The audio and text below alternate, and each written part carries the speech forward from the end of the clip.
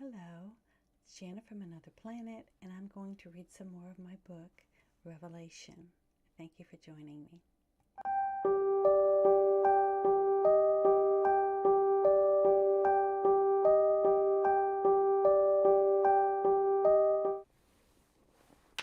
Norwich. Late that afternoon, Sandra and Jeanette did some shopping for items on Sandra's list. The city of Norwich was bustling. The women were dressed in the latest Paris fashions, and the men in top hats and long jackets. Well, it seems very cosmopolitan here, Jeanette said excitedly. Yes, indeed, Jeanette, it does. Here is the list. You go ahead and get what we need. Okay. What about you, Sandra? What are you doing? They have a theater, Jeanette. I'm going to see if they are in need of an actress. It would be nice to work in a theater again. We need to try and be as normal as we can. Are you sure I can do this alone? Jeanette asked. You have on your amulet and you've had your drink. I feel that you will be okay. Pick up the supplies, just give them to our address and it will all be delivered. Don't worry, you're going to be fine, Sandra reassured her sister. Okay, but don't be too long, Jeanette answered apprehensively. Sandra entered the Tremont Theater. It's very impressive. Red velvet everywhere.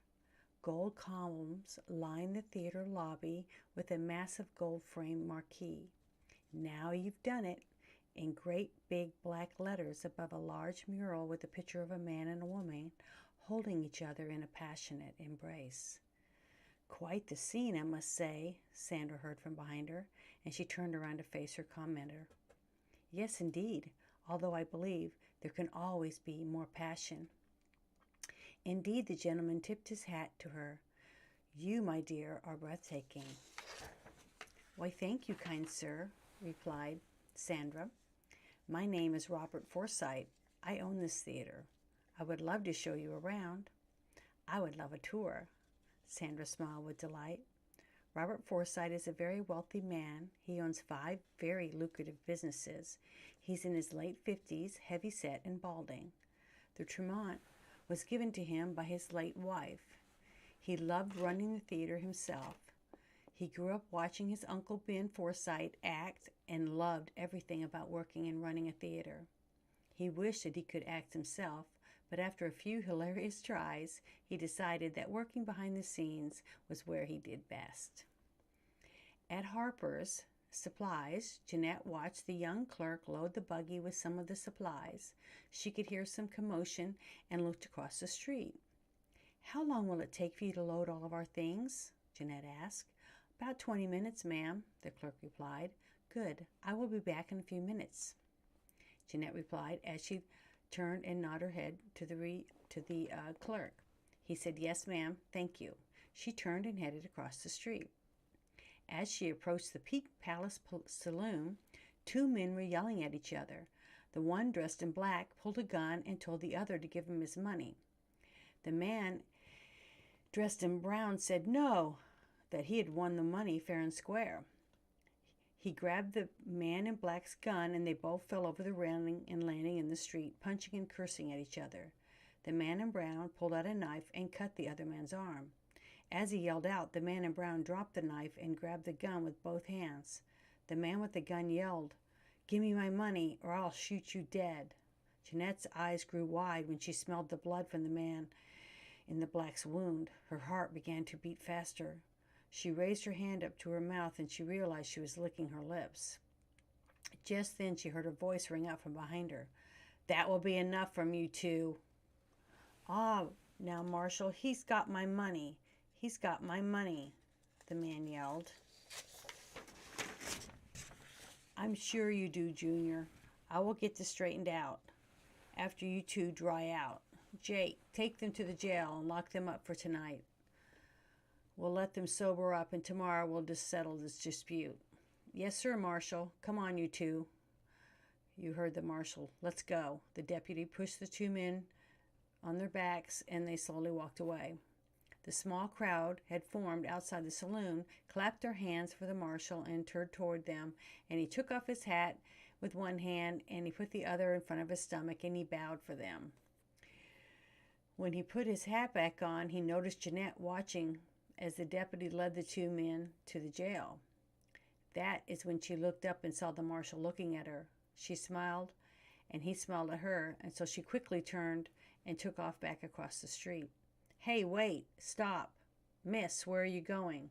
Jeanette kept walking and pretended not to hear him until she reached the mercantile. He popped up behind her and said, "I'm sorry, ma'am. I didn't mean to frighten you. I just wanted to introduce myself. I am Gavin Holland. I'm the marshal here." And he took off his hat. Gavin Holland is a very handsome man of 26. He stands about 5 foot 11 inches with a tall, athletic build. His hair is dark brown. His eyes are blue. He owns a small ranch just outside of the city limits. His mother, May, lives with him and helps around the house. So you could call him a mama's boy. He could do just about anything for his mother. "Yes, I know you're the marshal," she answered, as if she was uninterested. "Well, then, I'm going to have to arrest you," he stated. "What?" she said, and she stopped and turned to face him.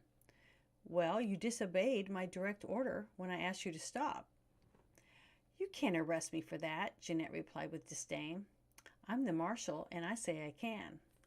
"I'm very sorry, and I didn't stop when you asked me to." "I'm just kidding around with you," he told her. "Oh my, I just don't know what to say." Jeanette is relieved and patted herself on her upper chest. "I believe that you are new in town. I know that most of the faces around here, and I'm sure I would remember yours," he said with a smile. "Well, thank you, I think. Yes, we are new here." Jeanette blushed as she turned and walked up to the buggy with the supplies on it. "Oh, forgive me. I'm sorry. I didn't realize you were married." He could see the young man standing outside by the wagon. "I think that this is everything that you had on your list, ma'am," and the clerk said, realizing he was not her husband. He smiled back and said, "What is your name, miss?" "Jeanette Shaw, and it was nice meeting you, sir." Gavin put back his hat on his head, and he said, "I'll see you later, Miss Shaw." He waved as he walked back toward the jail, and Jeanette walked inside the store. As Gavin walked by the Tremont, he bumped into Sandra as she was leaving. She dropped her parasol, and he retrieved it for her. As he stood back up to give it to her, his eyes followed her curves all the way up. "Here you go, miss." "Thank you, kind sir." I didn't hurt you when I bumped into you, did I?" he asked with some concern. "Why, no, I'm fine, thank you," Sandra answered with a smile as she walked back toward the mercantile. As she walked away, every man on the street turned their head to gaze upon her beauty. "Now that's something that doesn't happen every day to a man like me, getting to meet two beautiful women within minutes of each other," Gavin said out loud. Robert stepped out of the theater. "Hello, Marshal." Robert noticed everyone looking in Sandra's direction and laughed. "She is exquisite, isn't she?" "Yes, she is," Gavin replied. Sandra crossed the street, and just as she reached the mercantile, Jeanette walked out, and they began to talk to each other. They both got into the buggy and rode out of town. Gavin thought to himself, "Very interesting," as he headed to the jailhouse. Sandra told Jeanette about the theater and that she was going to join the cast. Thank you for listening to me as I read some more of my story, and I hope that you will join me again next week as I hopefully read some more.